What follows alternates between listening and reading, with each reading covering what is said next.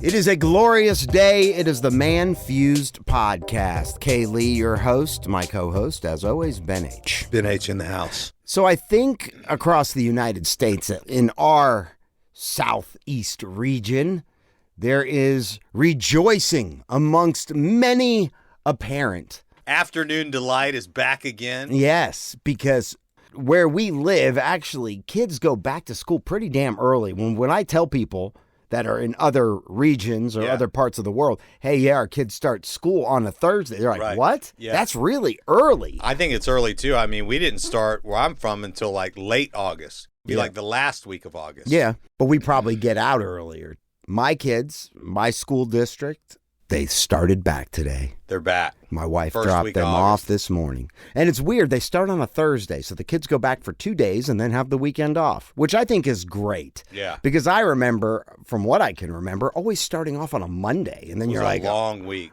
Yeah, that first week was long. So, the kids get a taste, and then they're out for 2 days. What was your favorite part of going back to school as a kid? Not a teenager, but, like elementary school. I mean, I would probably have to say, the outfits, you know, like getting my school clothes, your bag, your pencil box, all your Trapper Keeper. I was going to say, do you remember Trapper Keeper? Yeah. What happened to those? Oh, I mean, I'm sure you can find them, but I guess they're not. Why wouldn't they have new ones, though, I wonder? I'm sure they do. You think? I don't know. I don't know. Those things used to be awesome. Now, the Trapper Keeper, if I remember, it was like a Velcro thing. Yeah, it was a folder that had a Velcro flap that came all the way around. Yeah, it was glorious. And it was just awesome. It was pimp. Yeah. It was like, and and I guess at that point when I was, my son's age, which is 10, I had probably a lunch box that was pretty fucking cool. Yeah. With a thermos. My son's 5. Right. He's starting kindergarten next week. Woohoo! Yeah. Man. So big school. He's going to big school. That's right. He is. So we're pretty excited for him. He's excited. Now, when we spoke the other day, you said that it was kind of like you were excited, but you didn't really like public school, and maybe because of the county you live in. I mean, anybody that listens to this show knows I'm super, I don't know, nervous about the way that the federal government is going and just all the different things that are happening. And a big part of that is the public school curriculum, what kids are being taught these days. It's just much different than when we were in school and it was just about arithmetic. Now it seems somewhat political, although I feel like we live in a great area of the world. We do. And there's a lot of parent involvement. I think we live in an area where most people are pretty much on the same page, regardless of their political affiliation, with what they think of as good and bad and those kinds of things. And so I'm hopeful that we're going to have a really good experience. It's one of those things, too, in the day and age that kids are going, living in. You always now have that idea of like a school shooting in the back of your mind, because you don't know when it's going to happen, where it's going to happen, but it's going to happen somewhere. It's going to happen, yeah. And you just pray that, you're not sending your child to a situation where that's going to go down, but you can't really control it. You can't live in fear. Parents need a break. Kids need an education. Most parents aren't trained and educated to teach their kids, not in school. You teach them morally. You're not an educator, and the thought of having to sit there and teach your kid how to do all this math would frustrate me to no end. That's right. And chances are your kid probably doesn't want to learn from you in that aspect. It's interesting, I see that a lot in sports where a lot of times your kid will respond a lot better to a coach teaching them how to do something than they will to you. Hell yeah. With Jack, he actually does really good with me, so I'm pretty lucky, but he's also very young. So I think as he gets older and stuff, but we practice a lot of fundamentals, and that's a lot of fun. Back to school thing is in full swing, and my favorite part of going back to school, similar to what you said, was all about school shopping, the outfits. And my favorite part of school shopping was getting new shoes. That was the coolest thing ever. Yeah. And I always had a budget, and I always wanted, I would get the coolest thing I could. Within the budget. Within the budget. I feel like my budget was like $50. Spent more than that on my Which went a lot longer than back in the day than it does now. I mean, you could get a pair of Nikes for $50 or less, but you couldn't really get Nike Airs. The Nike Airs back in our day was like $70, $80. I mean, $100 for a pair of tennis shoes back when we were kids was like astronomical. That was like some Gucci shoes. Right. I mean, that was like unheard of. But I used to rock skate shoes, like Airwalks. I bought these yesterday when I bought got some DCs. Well, I bought Kai a pair of shoes, and I was like, well, fuck, I'm buying me a pair of shoes. There you go. Guess what? Rack Room shoes. Rack Room, $50. I think Kai's Nike high tops that he got, which were really cool, I think they were like $70. Wow. Kai actually broke the budget. Well, I didn't give him a budget. I mean my budget. Yeah, your budget. My parents' budget. Yeah. I didn't really give. I mean, I knew I wasn't going to drop a ducat on his shoes. Right. And he knew that, but I didn't really I would have spent 70, 80. But he got some cool ones? Yeah, he got some badass ones he was super pumped about. Took him to this place called D-Bat, so we went to this cool batting cage first, and then we went and ate at City Barbecue, just me and him. And, nice. And I took him to, get some shoes. And so we kind of spent the afternoon, and my wife took Max, my 7-year-old, did the whole afternoon, went shopping for, her, and she got like all these outfits and was all decked out for the first day of school. Got some shoes, too. It's a fun time, man. And, Jack was at his grandparents on my wife's side in Alabama for the last week. And they actually took him school shopping. Yeah. Which, I mean, don't get me wrong. I'm super grateful for it. Probably saved me like $500. Did he get some Gucci shoes? At least. He didn't get shoes. I think they reserved that for me because I kind of said, hey, I really want to buy him some shoes. Did they deck him out for the whole entire year? Oh, yeah. He is completely decked out with like Under Armour, Nike gear, all kinds of cool stuff, man. I mean, brand new, like, really cool outfits. And it's so funny because, like, you look at the Nike stuff, a lot of the color patterns and stuff that were popular back in the 80s are popular now. Of course. My windbreaker was, like, turquoise and purple with, like, bright yellow, And he got an outfit. It's not a windbreaker. It's kind of like a sweatsuit thing, but it's that same turquoise and purple with the bright yellow Nike, neon yellow Nike stuff. I was kind of looking forward to taking him school shopping, but at the same time, I saved a lot of money, and I'm kind of glad that I don't have to worry about it now. Yeah, and saved you money, time. But I get it, because the experience of taking your boy shopping and hanging out for that afternoon and be like, hey, buddy, what do you want? It's interesting how you kind of get to relive your childhood through your children's eyes. So I'll give you an example. Like, Jack is doing flag football right now. Right. I was a killer football player in high school. I haven't been on a football field for the purpose of playing football since then. And so, that's been a while, 25 years or something. And so it's been really cool to go out and be on the football field and do that whole thing, seeing the school shopping, and now we have like orientation at school tonight where we get to go meet his teacher and see his classroom. And I remember doing that with my parents. And it was such a cool thing to have your parents come to school with you and see your classroom, and you get to see your desk and your cubby. Went through that with Max and Kai the other day. And bring their supplies. Bring all the supplies so they can put them in their desk or their cubby, and so they're set up. Right. You get some, paperwork. You fill out a couple things. You meet the teacher. My son, he kind of makes an impact and an impression. So the teachers who get him know about him. Oh, really? Yeah. And I mean, not in a bad way. I mean, my son is, he's got ADD. He's super energetic. Yeah. He can be hyper and he can be obnoxious sometimes, and he could be disruptive. Definitely the I wonder where he gets all that from. Me. I mean, definitely the class clown. Right.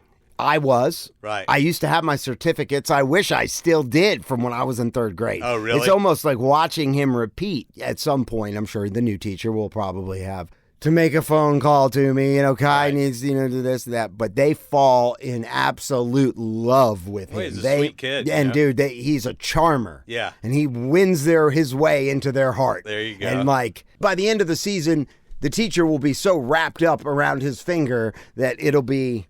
it's funny to watch because they're like, oh, God, he is the sweetest thing ever. And he's like, he wins. I look forward to that. My daughter is just the alpha chick, and she does no wrong, but whatever. Yeah. Yeah, but she's the leader. But yeah, it's really interesting to see their roles in their group. But my son is now in 5th grade, and so he is the king of elementary school. He is at the top of the game. He is the senior of elementary school this year. So, wow. In our area, middle school starts at 6th. Yeah. And that's when you start all over. Isn't that most everywhere, though? Is it different in places? It is different in some. I believe in Australia, there's a few places where it's different. I believe in Australia, it goes through 6th grade. And you don't go to middle school until you're 7th. I think that's probably a better idea, but maybe Do not.